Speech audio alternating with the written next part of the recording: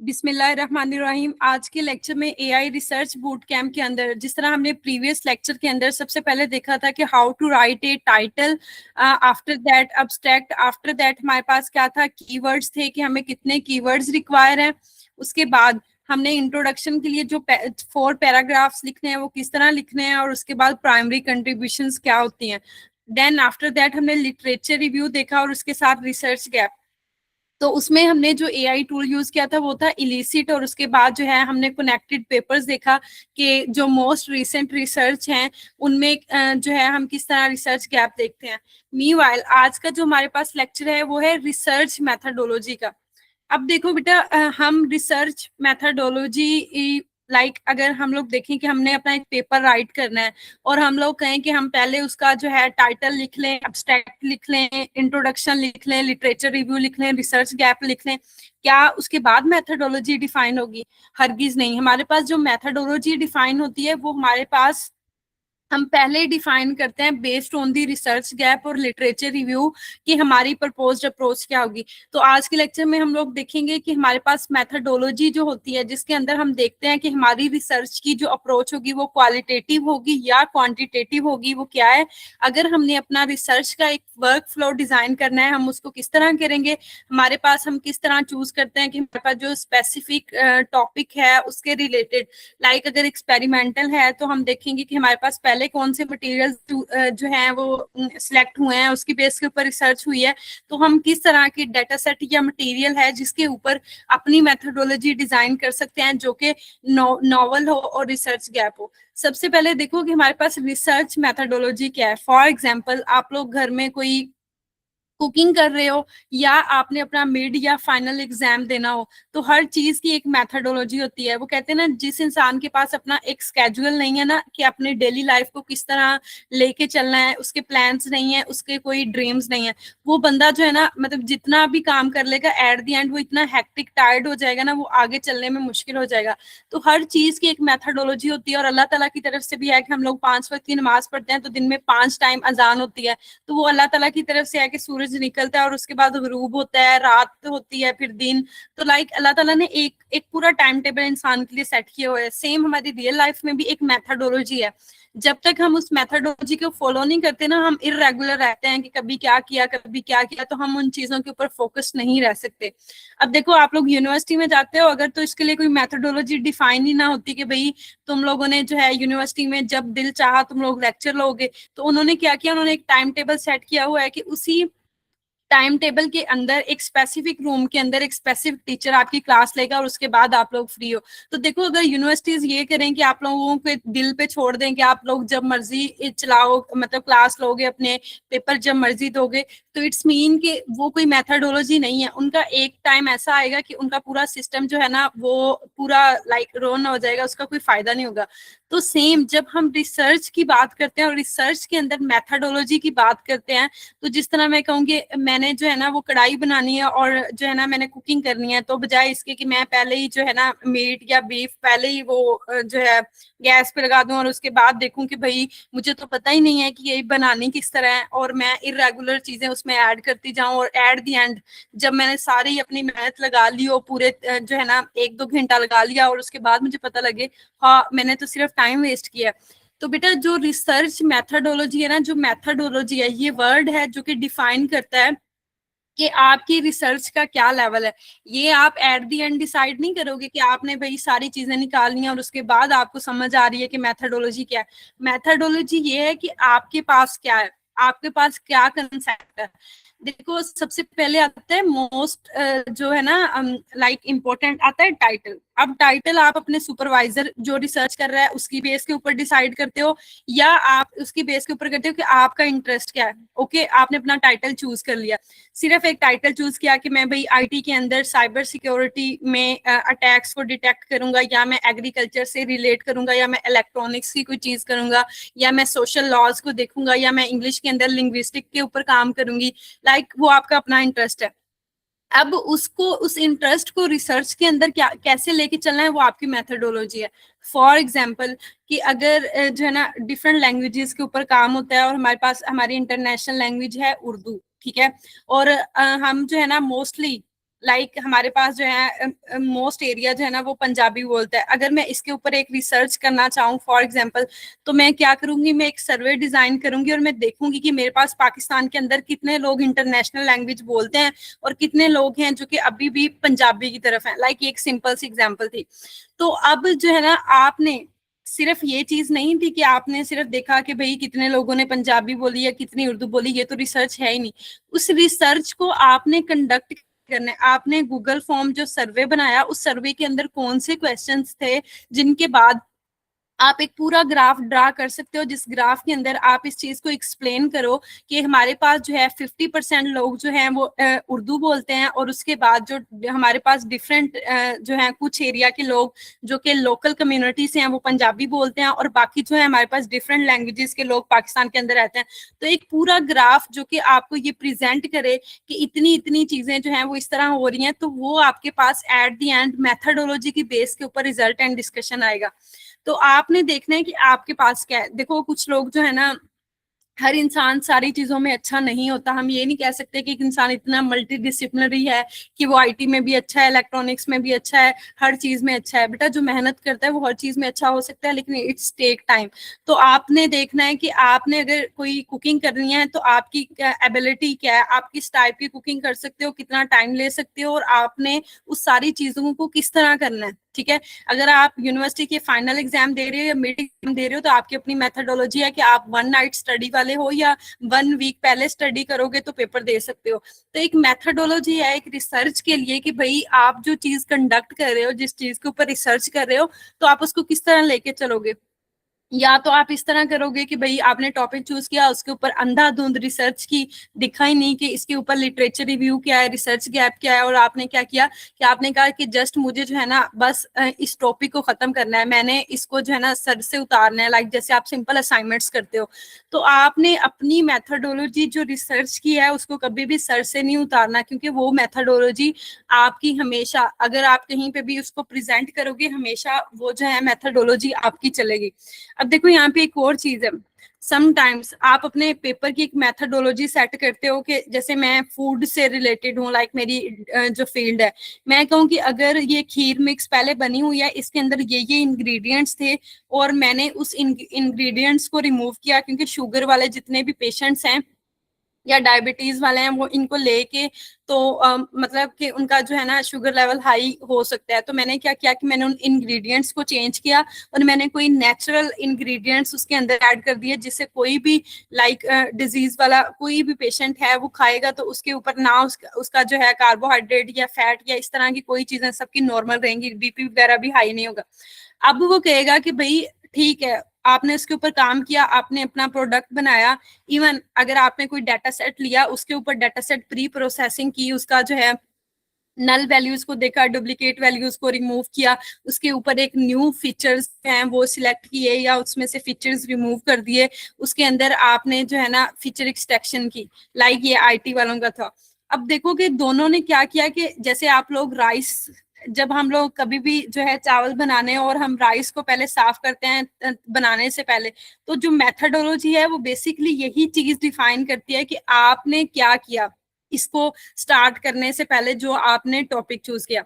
अब देखो कि आपने मेथडोलॉजी सिलेक्ट की, आपने उस मेथडोलॉजी के ऊपर काम किया और उसके बाद वो पेपर कहीं पे पब्लिश हो अभी सबमिट होता है। जैसे ही बेटा आपका वो पेपर सबमिट होगा उसके ऊपर रिवीजन आएंगी कि why you choose this methodology instead of this, कि हो सकता है कि आप जो है वो इंग्रेडिएंट्स यूज ना करें, आप उसकी जो है वैसे मिक्सिंग ना करें जैसे पिछले वालों ने किया है। हो सकता है कि उसका जो है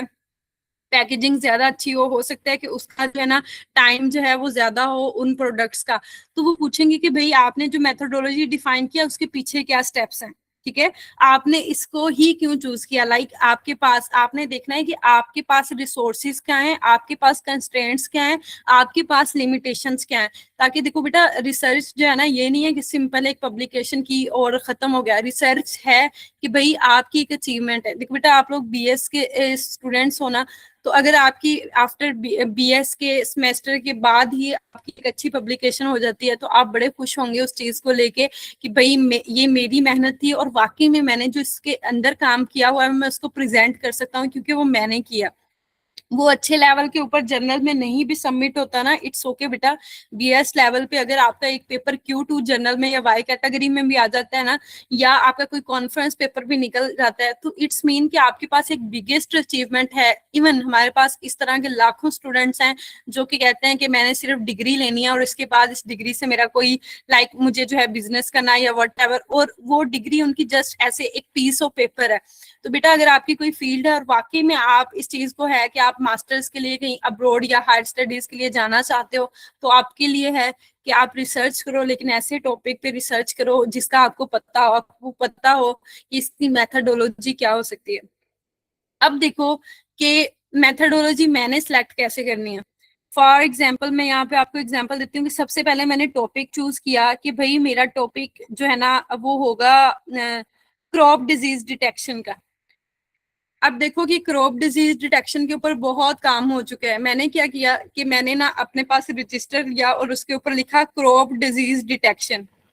ठीक है, मैंने अपना इंटरेस्ट लिखा और फिर मैं प्लस लिखूंगी उसके अंदर कि भाई मेरे अंदर क्या कैपेबिलिटी है।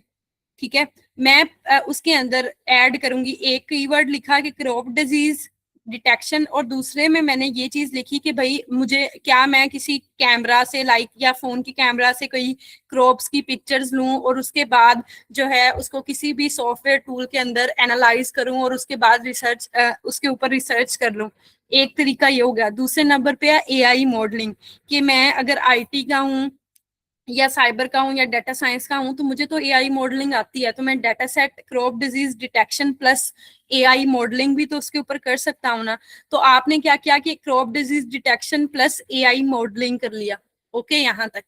अब देखो कि प्लस आपने ऐड किया कि अब आपको पता होना चाहिए कि ठीक है, ये था आईटी वालों के लिए। अब अगर कोई फूड साइंसेस का है, एग्रीकल्चर का है या डिफरेंट डिपार्टमेंट्स का है, तो उसके लिए भी सेम टेक्निक है। वो अपना इंटरेस्ट लिखेगा और अपनी फील्ड के अंदर आप लोग जो रिसर्च के अंदर कर रहे हो, आपकी डिफरेंट लैब्स होंगी या आपके सीनियर्स किसी ना किसी चीज के ऊपर काम कर, आपने प्लस वही चीज लिखी है। आपने क्या किया कि उस पूरी लाइन को एक सिंपल उस लाइन को बनाया, 5 to 6 कीवर्ड्स बने। उसके बाद आप गए इलिसिट के ऊपर। ठीक है, इलिसिट के ऊपर जाके आपने जो है ना वो इलिसिट पे ना जाओ, पहले जो है ना कनेक्टेड पेपर्स के ऊपर चले जाओ। उस वेबसाइट के ऊपर जाके आपने एज इट इज जो वर्ड अपने लिखे हुए हैं वहां पे कॉपी करो और देखो कि जो टॉपिक आप जिसके ऊपर काम करना चाह रहे हो इसके ऊपर क्या काम हो चुका है। अगर उसके ऊपर काम हो चुका है और उसके रिलेटेड डिफरेंट पेपर्स हैं,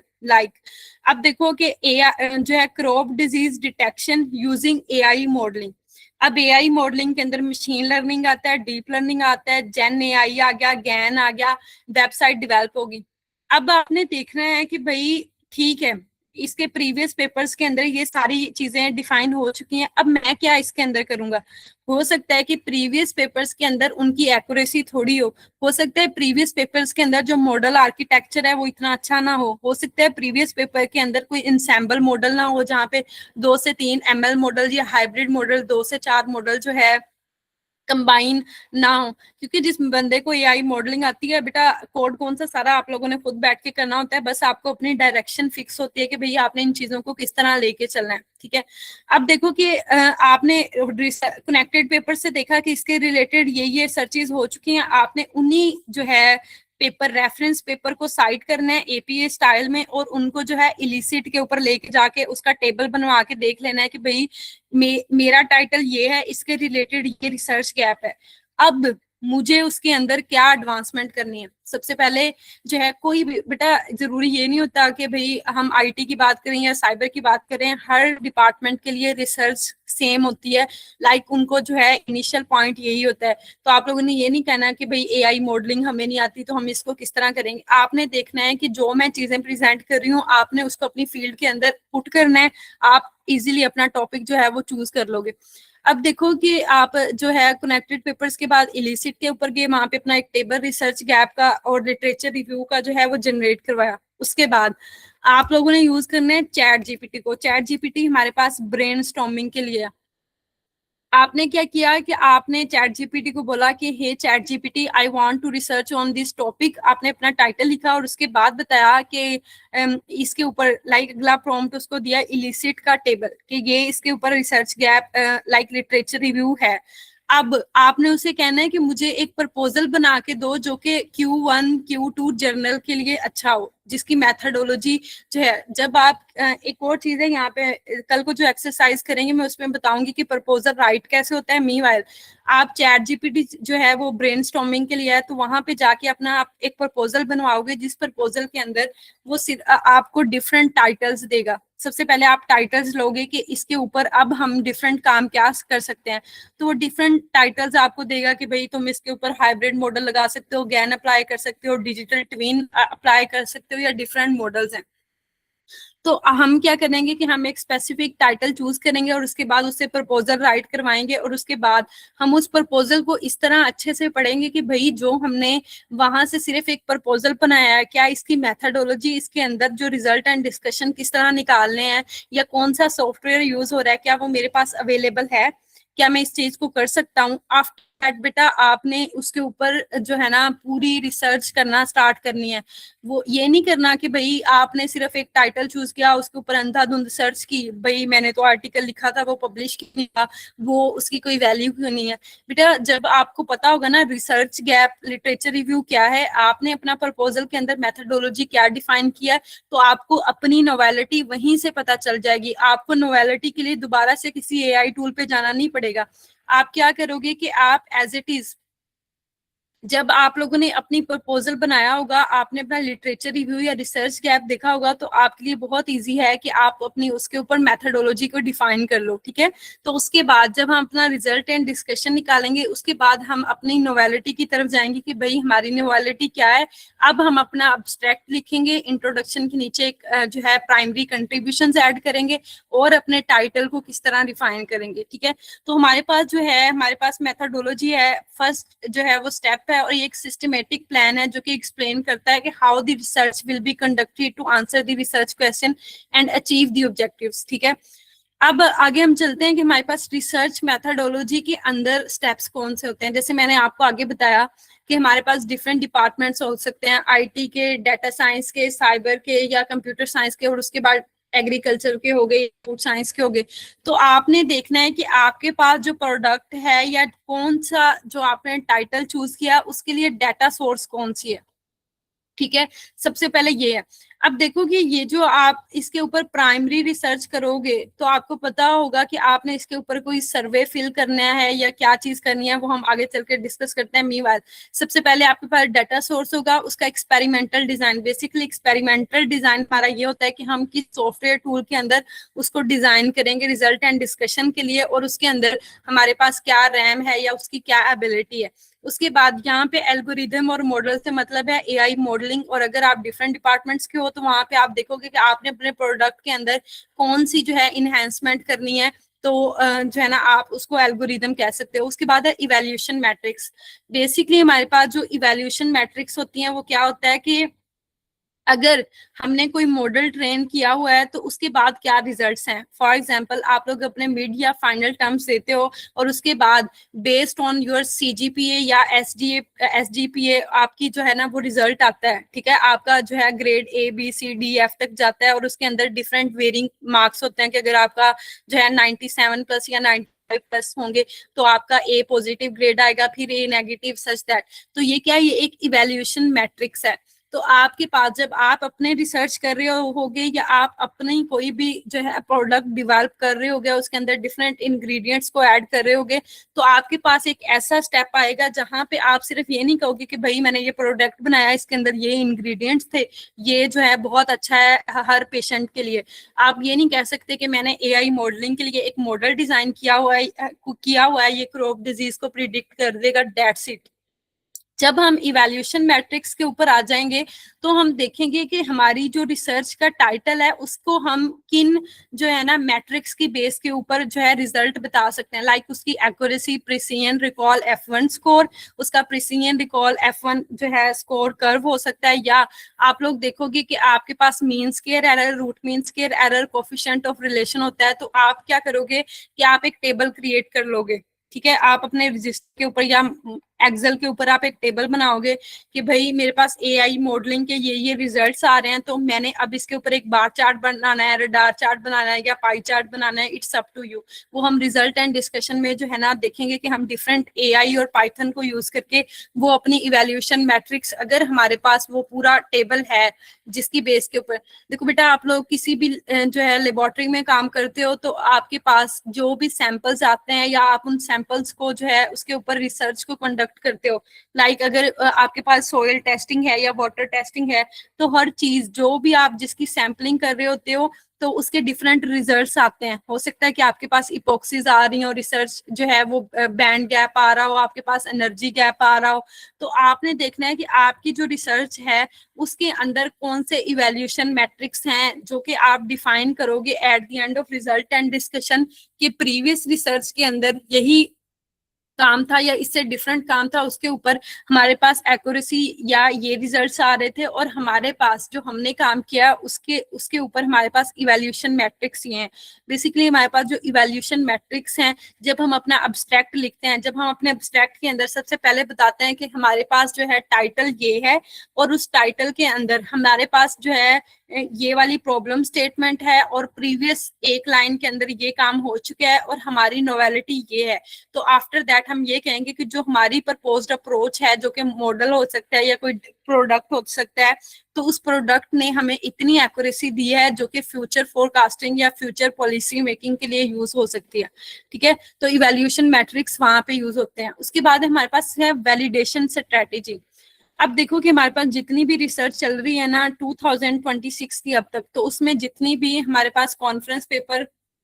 निकल जाते हैं इजीली, रिव्यू आर्टिकल भी हो जाते हैं, लेकिन जब रिसर्च आर्टिकल की बात आती है तो वो कहते हैं कि आपने जो न्यू प्रोडक्ट बनाया है या आपने कोई एआई मॉडलिंग की है किसी डाटा सेट के ऊपर, तो आप उसको वैलिडेट करो। वैलिडेट का मतलब क्या होता है कि जैसे हमने किसी यूनिवर्सिटी में अप्लाई किया और वहां पे एक रेफरेंस रिकमेंडेशन लेटर दे दिया अपने किसी प्रोफेसर का, तो वो यूनिवर्सिटी बिफोर आपको जो है हायर करने के आपके उसी प्रोफेसर को दोबारा से लाइक अप्रोच करे, तो वो क्या एक वैलिडेट कर रहा है रिजल्ट्स को। तो सेम जो है हमारे पास जो एआई मॉडलिंग है उसके अंदर वैलिडेशन स्ट्रैटेजी है कि हमने इसको वैलिडेट भी किया है कि प्रीवियस रिसर्च जो हमने मॉडल अप्लाई किया या जो हम मॉडल बना रहे हैं उसकी अभी भी एक्यूरेसी इतनी है और वो इतना अच्छा फुलफिल कर रहा है। ठीक है, तो आपने ये चीजें देखनी है कि आपके पास एक्सपेरिमेंटल डिजाइन, एल्गोरिदम, मॉडल या इवैल्यूएशन मैट्रिक्स या वैलिडेशन स्ट्रैटेजी कहाँ पे इंपॉर्टेंट होती है। आगे देखो बेटा कि हमारे पास है कंपोनेंट ऑफ मेथडोलॉजी। अब मेथडोलॉजी के अंदर जैसे हमने बात की सबसे पहले कि हमने टाइटल किस बेस के ऊपर चूज किया और उसके बाद उस टाइटल के अंदर हमारी क्या थी, लाइक हमारे पास कौन सी एबिलिटी है, हमने देखा कि हम उसके अंदर अपनी कौन सी स्किल दे के अपनी पूरी रिसर्च को कंडक्ट कर सकते हैं। तो सेम मेथडोलॉजी के अंदर भी हमने देखना है कि अगर हमने कोई भी चीज बनानी है तो उसके अंदर हमें पता हो, लाइक फॉर एग्जाम्पल जैसे आगे भी बात की हमने कुकिंग की बात की, तो अगर एक कुकिंग के अंदर कुछ भी बनाना है तो पहले हमें पता होगा कि उसके अंदर हमने इस रेसिपी के लिए क्या प्रोडक्ट्स रखने हैं, हमने पहले क्या चीज बॉईल करनी है और उसके बाद जो है इस कुकिंग में कितना टाइम लगेगा, कौन कौन से इंग्रेडिएंट्स लगेंगे। तो ये जब आपने पूरी रिसर्च कर ली है और उसके बाद मेथोडोलॉजी सेक्शन पे आप लोग गए और उसके बाद पता चले भाई हमारे पास तो ये चीजें हैं ही नहीं, हमारे पास तो वो सॉफ्टवेयर ही नहीं है जिसके अंदर हमने अपने रिजल्ट एंड डिस्कशन को निकालना है, तो बेटा ये सारी चीजें हैं जो कि आप पहले कंसीडर करोगे before writing any research paper.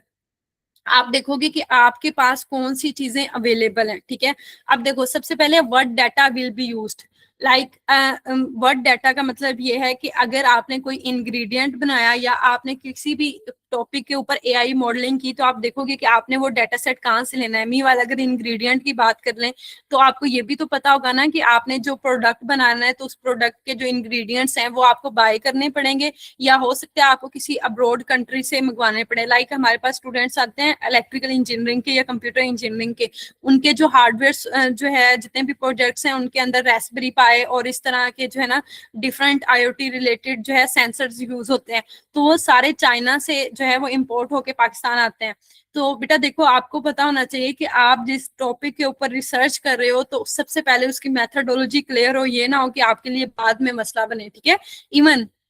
जब आप अपने किसी भी प्रोफेसर को अपना प्रपोजल जमा कराते हो ना, या इवन अपना एफवाईपी या थीसिस देते हो, तो आपने सबसे पहले देख लेना है कि भाई मैं क्या ये चीजें बड़ी इजीली कर लूंगा या यहाँ पे भी आके, क्योंकि एज अ स्टूडेंट बीएस हम लोग इतने फाइनेंशियली कैपेबल नहीं होते कि भाई हम अपनी चीजें, हम अपने पैसे लगाते जाएं, क्योंकि नो डाउट हम लोग अपनी फैमिली के ऊपर पूरा जो है ना डिपेंडेंट हो रहे होते हैं। तो आपने देखना है कि आपके पास बेटा कौन से रिसोर्सेज हैं जिनको यूज करके आप अपनी अच्छी रिसर्च कर सकते हो। आप देख सकते हो कि उनके पास क्या लैब अवेलेबल है जहाँ पे मैं कोई एक्सपेरिमेंट परफॉर्म कर सकता हूँ, अगर है तो ओके है, और अगर मैं इस लैब के अंदर काम करता हूँ तो मेरे पास क्या ये एक्सेसिबिलिटी है कि वो मैं डाटा अपने पेपर के अंदर यूज कर रहा हूँ। क्योंकि समटाइम्स हमारे पास जो एक्सपेरिमेंटल लेबोरेटरी टेस्ट होते हैं तो उसमें जो है ना रिस्ट्रिक्शंस होती हैं, क्योंकि डाटा जो है वो बड़ा लीगल होता है, वो अनएथिकल होता है कि हम उस डाटा को बिना अपने सुपरवाइजर को बताए उसको यूज कर लें। तो जो डाटा इंटेग्रिटी है ना, और डाटा की जो है एथिकली काफी ज्यादा इश्यूज होते हैं। तो आपके पास जो कैगल है, यूसीआई मशीन रेपोजिटरी है, IEEE है, तो पबमिड है, तो ये कुछ साइट्स हैं जहाँ पे पब्लिकली अवेलेबल डाटा सेट्स होते हैं, तो आप उनको प्राइमरी रिसर्च के लिए यूज कर सकते हो। ठीक है, मीनवाइल अगर आपने एक्सपेरिमेंटल वर्क भी करना है तो it's depending on your supervisor कि आप अपनी चीजों को क्लियर करो कि भाई वो तुम्हें बाद में उस डाटा सेट को कहीं पे पब्लिश करने के लिए यूज करने देगा या नहीं करने देगा। तो सबसे पहले ये है कि डाटा हम जो है विल बी यूज्ड, और where will the data come from, के हम जो काम कर रहे हैं उसके लिए डाटा जो है कौन सा यूज होगा, और वो डाटा कहाँ से आएगा, और उस डाटा को हम जो चीज कर रहे हैं उसको हम किस तरह प्री प्रोसेस करेंगे। ठीक है, और हम कौन से एल्गोरिदम अप्लाई करेंगे, हम मॉडल क्यों सिलेक्ट करेंगे, और उसकी परफॉर्मेंस किस बेस के ऊपर होगी। अब देखो बेटा, यहाँ तक जो स्टेप है ना मेथडोलॉजी के, ये सेम वही है कि डाटा कहाँ से आएगा, हम डाटा को किस तरह यूज करेंगे, डाटा को प्री प्रोसेस कैसे करेंगे, और उसके बाद कौन सा एल्गोरिदम जो कि नावल है हम उसको यूज करेंगे। और देखो बेटा, हमेशा एक चीज याद रखनी है कि जो रिसर्च है उसके अंदर आप सिर्फ ये नहीं कह सकते कि crop disease detection using machine learning AI, और बिना उसको ये वेरीफाई किए कि भाई, इवन आपको जब रिव्यूज आएंगे वो पूछेंगे कि भाई तुमने ये मॉडल अप्लाई किया हुआ है, तो ये मॉडल किस बेस के ऊपर सिलेक्ट किया है, ये परफॉर्मेंस इवेल्युएशन मैट्रिक्स जो है ये किस बेस के ऊपर चूज किए हैं। तो आपने जब अपना कोई आर्टिकल राइट करना है या रिसर्च राइट करनी है, तो उसके ऊपर आपने जो वाई का वर्ड है ना, कि वाई यू चूज दिस, आपने वहीं पे आंसर कर देना है, ताकि आपके पास मेजर रिवीजन ना आए, आपके पास हमेशा माइनर रिवीजन आए। ठीक है, तो जब आप लोग अपनी मेथडोलॉजी को इतना क्लियर कर लोगे ना, और साथ के साथ बड़ी कंसाइजली ये चीज बता दोगे कि भाई हमने ये चीज इसलिए चूज की हुई है, तो आपके लिए मुश्किल नहीं होगी, बाद में रिवीजन्स में भी कभी मसला नहीं आएगा। ठीक है, उसके बाद देखो कि साथ है कि जब भी हम कोई मेथडोलॉजी बनाते हैं तो उसके लिए हमें एक फ्लो चार्ट हर रिसर्च आर्टिकल के अंदर होता है, कि जब प्रपोज मेथडोलॉजी का वर्ड आता है उसके अंदर एक पैराग्राफ आता है कि हम इस टाइटल के ऊपर हमारी जो प्रपोज मेथडोलॉजी वो ये है। मैं फॉर एग्जांपल जो है, कल हम इसकी एक्सरसाइज करेंगे DRA.io के ऊपर, जहाँ पे प्रोफेशनल 7 कैनवा के ऊपर, जो कि हम लोग अपनी प्रोफेशनल पिक्चर्स के लिए जो हाई क्वालिटी हो अपने रिसर्च आर्टिकल के लिए उसको यूज करते हैं। तो आप क्या करोगे कि जैसे आपको डिफरेंट क्लासेस के अंदर जो है ना फ्लो चार्ट सिखाया जाता है कि आपने ओवल डायग्राम लेनी है, फिर रेक्टेंगल लेना है, येस और नो कंडीशन के लिए आपने डायमंड लेना है, तो आप डिफरेंट जो शेप्स हैं उनको लोगे और उसको जो है उनके दरमियान में एरोज लगा के उसके अंदर टेक्स्ट पुट करके आप अपना एक मेथडोलॉजी डायग्राम बना सकते हो। ठीक है, तो मेथडोलॉजी जब सेक्शन आएगा तो उसके अंदर जहां पे ये सारी चीजें एक्सप्लेन हो रही होंगी, वहां पे आपके पास सबसे पहले एक मेथडोलॉजी डायग्राम आएगी, और उसके बाद मेथडोलॉजी के सब सेक्शंस आएंगे कि डाटा सेट कौन सा है, डाटा सेट के फीचर्स क्या हैं, डाटा सेट प्री प्रोसेसिंग क्या है, डाटा सेट के ऊपर एल्गोरिदम कौन सा अप्लाई किया हुआ है, और आपके पास मॉडल के हाइपर पैरामीटर्स क्या थे। कोई इंग्रेडिएंट बना रहे और उसके अंदर आपने कोई फैट रिलेटेड इंग्रेडिएंट ऐड किया हो, तो आप बताओगे कि भाई मैंने उसमें इतनी क्वांटिटी का ये मटेरियल जो है वो ऐड किया हुआ है, तो आप बताओगे कि ये हाइपर पैरामीटर्स हैं। उसके बाद आप इवैल्यूएशन मैट्रिक्स बताओगे कि भाई हमने जो रिसर्च कर रहे हैं हम इस रिसर्च को इस बेस के ऊपर इवैल्यूएट करेंगे। ठीक है, अब हम लोग नेक्स्ट चलते हैं। नेक्स्ट स्लाइड के अंदर हमारे पास क्या है कि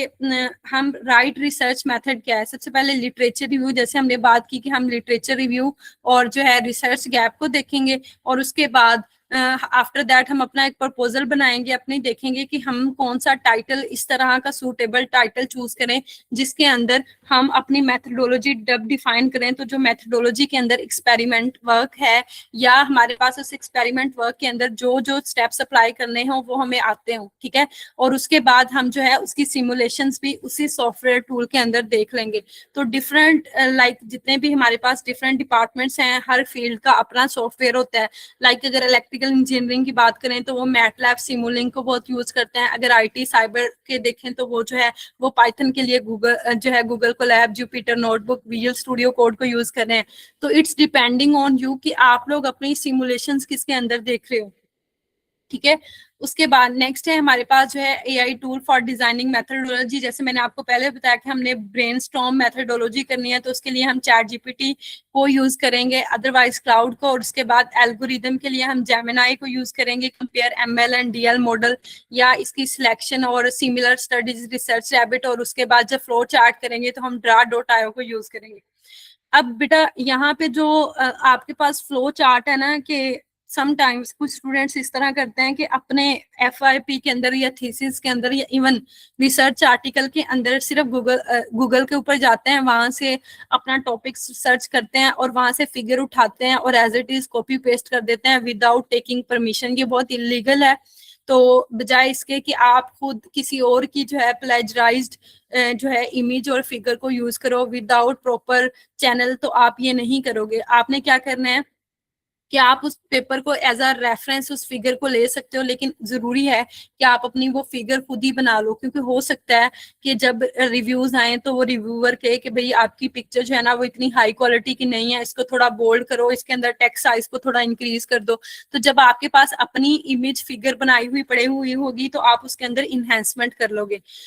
एक और चीज, आपके पास गूगल के ऊपर फ्री पिक्स पड़ी होती हैं कि ये जो है प्लेजराइज नहीं है, तो अगर आपने उन फ्री पिक्स को भी यूज करना है तो भी आप ड्रा.io या कैनवा को यूज करो, या आपके पास जो है एडोब फोटोशॉप, इस तरह के डिफरेंट एआई जो है वो टूल्स हैं जहाँ पे आप अपने डायग्राम्स को बना सकते हो। लेकिन बेटा फ्री पिक को यूज करने से पहले उस फ्री पिक को जो है बजाय इसके कि आप किसी भी शेप के अंदर रखो, उसके बाद उसको जैसे हमारे पास एक लाइफ साइकिल है जो कि एक दूसरे के साथ कनेक्टेड है, तो आप जब उस फिगर को खुद ड्रा करोगे उस फिगर की कैपेबिलिटी इंक्रीज हो जाएगी, बजाय इसके कि आप फ्री पिक लो और उसके अंदर कॉपी पेस्ट कर दो।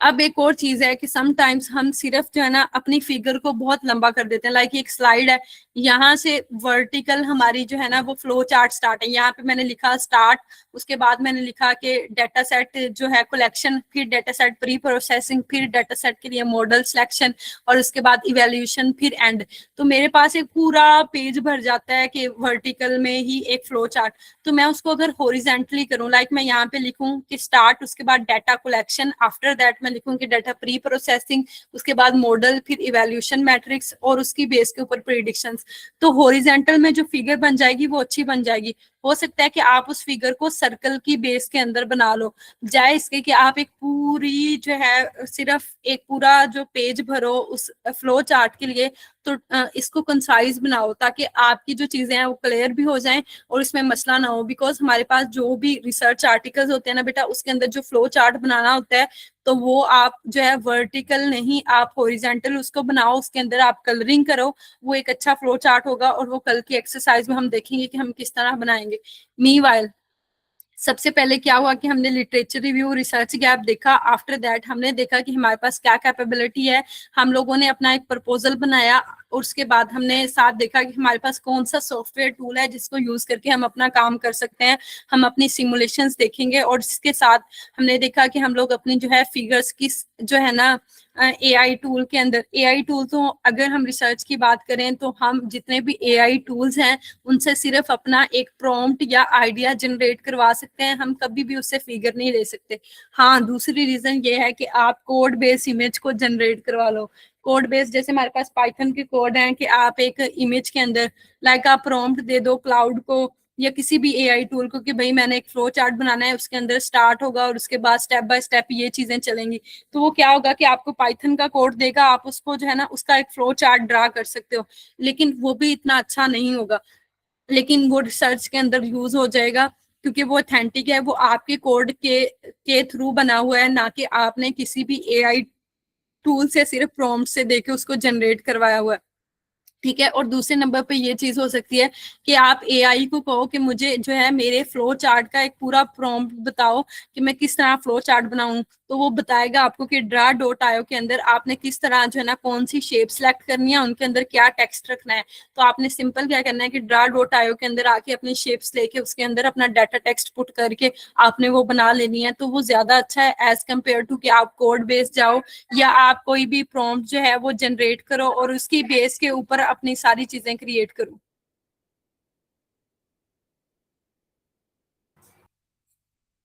उसके बाद हमारे पास जो है ना नेक्स्ट है, अब बेटा ये है कि चूजिंग ये डाटा सेट। तो जैसे हमने बात की कि हमारे पास डिफरेंट फील्ड्स के यहाँ पे स्टूडेंट हैं, तो जब हमने अपना टॉपिक चूज कर लिया और उसके अंदर हमने अगर कोई प्रोडक्ट बनाना है या अगर हमने उसके ऊपर कोई एआई मॉडलिंग करनी है, तो उसके लिए जरूरी है कि जो हम डाटा सेट चूज करें, लाइक अगर वो कोई लेबोरेटरी का डाटा सेट है, एक्सपेरिमेंटल डाटा सेट है, तो हम देखें कि ये पब्लिकली अवेलेबल है या हमें ये अप्रोच है कि हम इसको यूज कर सकते हैं। उसके बाद क्या ये डाटा सेट बैलेंस है या इतना इनफ है कि इसके ऊपर रिसर्च आर्टिकल लिखा जा सकता है, क्या ये मेरे ऑब्जेक्टिव्स को फुलफिल कर रहा है। तो हमारे पास डिफरेंट सोर्सेज हैं जहाँ पे ओपन डाटा सेट है, तो वो डिफरेंट फील्ड के रिलेटेड है, लाइक उसमें food science, agriculture, IoT, electrical engineering, computer science, all field IT की। तो ये डिफरेंट है। हमारे पास कैगल है, यूसीआई है, IEEE है, हगिंग फेस के ऊपर large number of data set पड़े हुए हैं। उसके साथ बेटा यहाँ पे है government open data set portals. अब देखो कि हमारे पास ना गवर्नमेंट का, जैसे हमारे पास जो है ब्यूरो स्टैटिक्स का डाटा सेट पड़ा हुआ है, इवन हमारे पास पॉपुलेशन कितनी दिन ब दिन इंक्रीज हो रही है, और उसके साथ हमारे पास जो है लाइक वाटर स्कैसिटी किस तरह हो रही है, फूड के रिलेटेड है हमारे पास। तो जो है गवर्नमेंट के भी डिफरेंट ओपन डाटा पोर्टल्स हैं जहाँ पे हमारे पास ईयरली और मंथली डाटा सेट अपलोड होता है। यहाँ तक कि हमारे पास ट्रैफिक किस तरह इंक्रीज हो रही है ड्यू टू पॉपुलेशन, हमारे पास जो क्लाइमेट चेंज है वो किस तरह हो रहा है, हमारे पास जो फोरकास्टिंग हो रही है वो पिछले 4 सालों में कैसी थी और अब कैसी है। तो गवर्नमेंट के हमारे पास डिफरेंट ओपन डाटा पोर्टल्स पड़े हुए हैं पाकिस्तान के लिए, तो हम उसको चूज कर सकते हैं। नेक्स्ट है हमारे पास कॉमन मिस्टेक्स क्या है।